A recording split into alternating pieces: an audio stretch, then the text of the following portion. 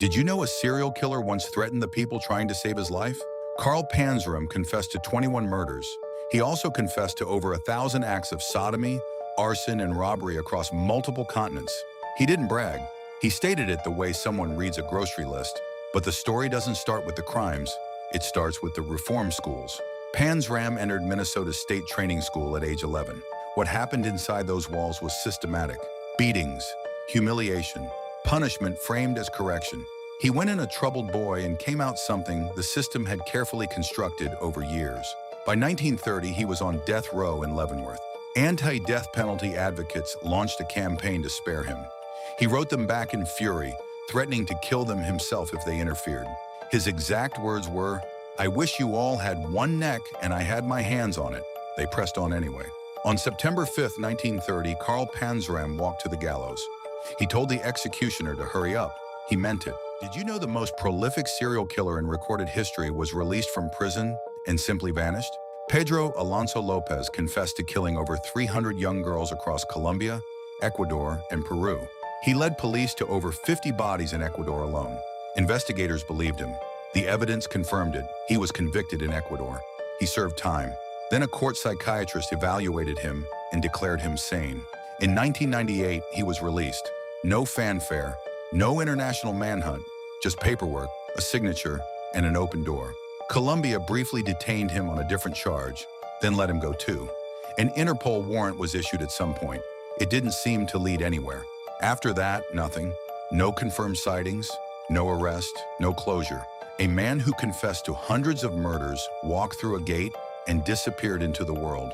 And the system that processed him, evaluated him, and released him simply moved on to other cases. He would be in his mid-70s now. His location is unknown. Did you know 2 men once killed the most dangerous Nazi in Europe? And the reprisal that followed killed thousands of innocent people? Reinhard Heydrich ran the Holocaust. He organized the machinery that would murder millions. The British knew he had to die. They trained 2 Czech soldiers in secret and dropped them into occupied Prague by parachute. Their names were Josef Gabčík and Jan Kubiš. On May 27, 1942, they ambushed Heydrich's open-top car on a sharp bend in the road. A grenade, a gunshot. Heydrich died 8 days later. The Nazis burned entire villages to the ground. The village of Lidice was completely erased. Every man shot, women sent to camps, children gassed. Over 1,300 people killed in reprisal. Gabčík and Kubiš were cornered in a church crypt in Prague. 800 SS troops surrounded them.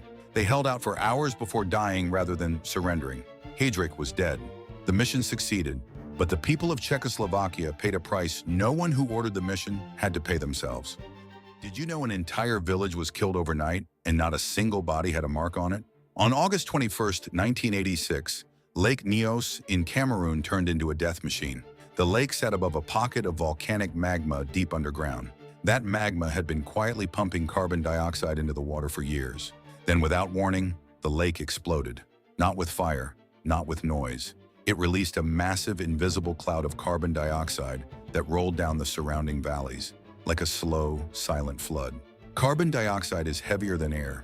It hugged the ground, crept into homes, and pushed out every molecule of oxygen in its path. Within hours, nearly 1,800 people were dead. Cattle collapsed in their fields. Birds fell from the trees. Insects vanished. Survivors woke up and found their entire families gone. Still lying in bed, eyes closed, no wounds, no blood, no signs of struggle, just silence. Some thought it was a curse. Others thought God had come. It was just a lake. Did you know one man is responsible for both feeding half the world and helping invent chemical warfare? His name was Fritz Haber.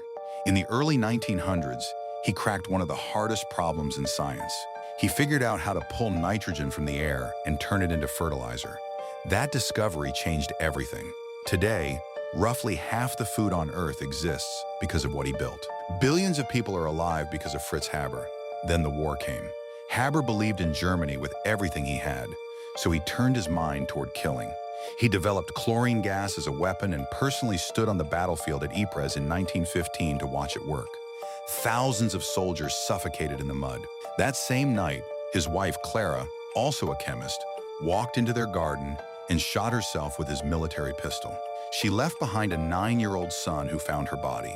His research was later used to create Zyklon B, The gas used in Nazi death camps. The same mind, the same science. Two completely opposite ends of what humans are capable of.